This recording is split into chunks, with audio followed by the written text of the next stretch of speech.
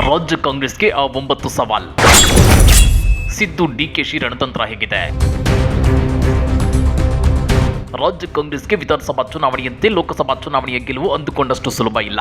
ಯಾಕಂದ್ರೆ 2014ರಲ್ಲಿ 9 ಸೀಟು ಗೆದ್ದಿದ್ದ ಕಾಂಗ್ರೆಸ್ 2019ರ ಲೋಕಸಭಾ ಚುನಾವಣೆಯಲ್ಲಿ ಕೇವಲ ಒಂದೇ ಒಂದು ಸೀಟು ಗೆದ್ದಿತ್ತು.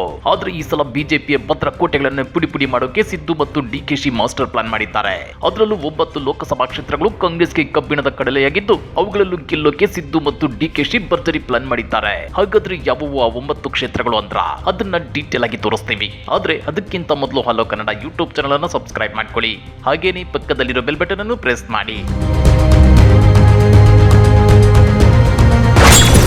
ನಂಬರ್ 1 ಉತ್ತರ ಕನ್ನಡ. ಈ ಕ್ಷೇತ್ರದಲ್ಲಿ ಸತತವಾಗಿ 3 ಸಲ ಗೆದ್ದು ಬೀಗಿರೋ ಅನಂತಕುಮಾರ್ ಹೆಗಡೆ ಇದು ತಮ್ಮ ಭದ್ರಕೋಟೆ ಅಂತ ಬಿಂಬಿಸಿಕೊಂಡಿದ್ದಾರೆ. ಅದರಲ್ಲೂ ಈ ಸಲ ತಾವು ಸ್ಪರ್ಧೆ ಮಾಡಲ್ಲ ಅಂತೇಳಿ ಗೂಗ್ಲಿ ಹಾಕಿ ಹೈಕಮಾಂಡ್ ಮತ್ತು ಇಲ್ಲಿನ ಮತದಾರರ ಪಲ್ಸ್ ಚೆಕ್ ಮಾಡೋಕೆ ಮುಂದಾಗಿದ್ರು. ಆದ್ರೆ ಈ ಸಲ ಉತ್ತರ ಕನ್ನಡ ಲೋಕಸಭಾ ಕ್ಷೇತ್ರದಲ್ಲಿ ಬದಲಾವಣೆಯ ಗಾಳಿ ಬೀಸಿದೆ. ಅನಂತಕುಮಾರ್ ಹೆಗಡೆ ಬದಲಿಗೆ ವಿಶ್ವೇಶ್ವರ ಹೆಗಡೆ ಕಾಗೇರಿ ಅಥವಾ BL ಸಂತೋಷ್ ಶಿಷ್ಯರೊಬ್ಬರ ಹೆಸರು ಬಲವಾಗಿ ಕೇಳಿ ಬರುತ್ತಿದೆ. ಇತ್ತ ಸಿಎಂ ಸಿದ್ದರಾಮಯ್ಯನವರನ್ನ ಅಹಿಂದ ಹೆಸರಲ್ಲಿ ಟೀಕಿಸಿರುವ ಅನಂತಕುಮಾರ್ ಹೆಗಡೆ ವಿರುದ್ಧ ಈ ಕ್ಷೇತ್ರದ ಅಹಿಂದ ಮತದಾರರು ಮುನಿಸಿಕೊಂಡಿದ್ದಾರೆ ಎನ್ನಲಾಗ್ತಿದೆ. ಹೀಗಾಗಿ ಈ ಕ್ಷೇತ್ರದಲ್ಲಿ ಈ ಸಲ ಬಿಜೆಪಿ ಬಾವುಟ ಕಿತ್ತು ಹಾಕಿ ಕಾಂಗ್ರೆಸ್ ಬಾವುಟ ನೀಡೋಕೆ ಅಹಿಂದ ರಾಮಯ್ಯ ಭರ್ಜರಿ ಪ್ರಯತ್ನಕ್ಕೆ ಕೈ ಹಾಕಿದ್ದಾರೆ. ನಂಬರ್ 2 ದಕ್ಷಿಣ ಕನ್ನಡ. ದಕ್ಷಿಣ ಕನ್ನಡ ಜಿಲ್ಲೆ ಹೇಳಿ ಕೇಳಿ ಹಿಂದುತ್ವದ ಭದ್ರಕೋಟೆ. ಬಿಜೆಪಿ ಇಲ್ಲಿ ಸತತವಾಗಿ ಗೆಲ್ಲುತ್ತಾ ಬಂದಿದೆ. ದಕ್ಷಿಣ ಕನ್ನಡ ಜಿಲ್ಲೆಯಲ್ಲಿ ಕಳೆದ 8 ಅವಧಿಯ ಲೋಕಸಭಾ ಚುನಾವಣೆಯಲ್ಲಿ ಬಿಜೆಪಿ ಸತತವಾಗಿ ಗೆಲ್ಲುತ್ತಾ ಬಂದಿದೆ. ಜಿಲ್ಲೆಯಲ್ಲಿ ಧನಂಜಯ ಕುಮಾರ್ 4 ಅವಧಿಯಲ್ಲಿ ಗೆದ್ರೆ DV ಸದಾನಂದ ಗೌಡ 1 ಬಾರಿ ಗೆಲುವು ಸಾಧಿಸಿದ್ದಾರೆ. ಇನ್ನು ನಳಿನ್ ಕುಮಾರ್ ಕಟೀಲ್ ಕಳೆದ 3 ಅವಧಿಯಲ್ಲಿ ಹ್ಯಾಟ್ರಿಕ್ ಗೆಲುವು ಸಾಧಿಸಿರುವುದು ವಿಶೇಷವಾಗಿದೆ. ಆದ್ರೆ ಈ ಸಲವೂ ಮತ್ತೆ ನಳಿನ್ ಕುಮಾರ್ ಕಟೀಲ್ ಸ್ಪರ್ಧೆ ನಡೆಸುವ ಸಾಧ್ಯತೆ ದಟ್ಟವಾಗಿದೆ. ಕಾಂಗ್ರೆಸ್ನಲ್ಲಿ ಸೂಕ್ತ ಅಭ್ಯರ್ಥಿಗಳ ಕೊರತೆ ಹಾಗೂ ಸ್ಥಳೀಯ ನಾಯಕರುಗಳ ನಡುವಿನ ಭಿನ್ನಾಭಿಪ್ರಾಯವು ಕಾಂಗ್ರೆಸ್ ಪಾಲಿಗೆ ಈ ಜಿಲ್ಲೆ ಕಠಿಣವಾಗಿ ಮಾರ್ಪಟ್ಟಿದೆ.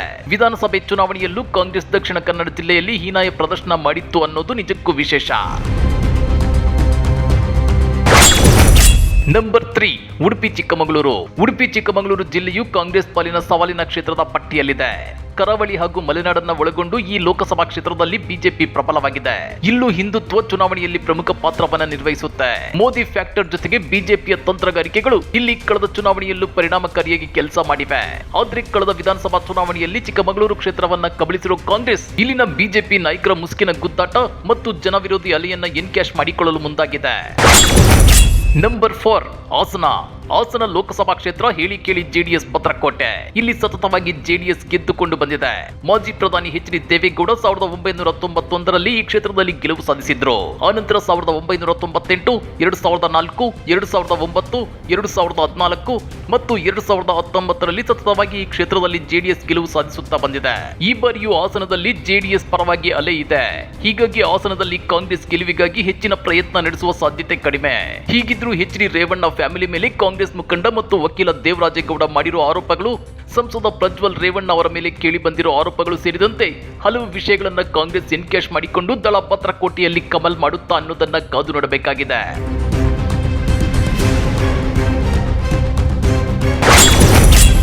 ನಂಬರ್ 5 ಧಾರವಾಡ. ಧಾರವಾಡ ಲೋಕಸಭಾ ಕ್ಷೇತ್ರವು ಬಿಜೆಪಿ ಪ್ರಬಲ ಭದ್ರಕೋಟೆಯಾಗಿದೆ.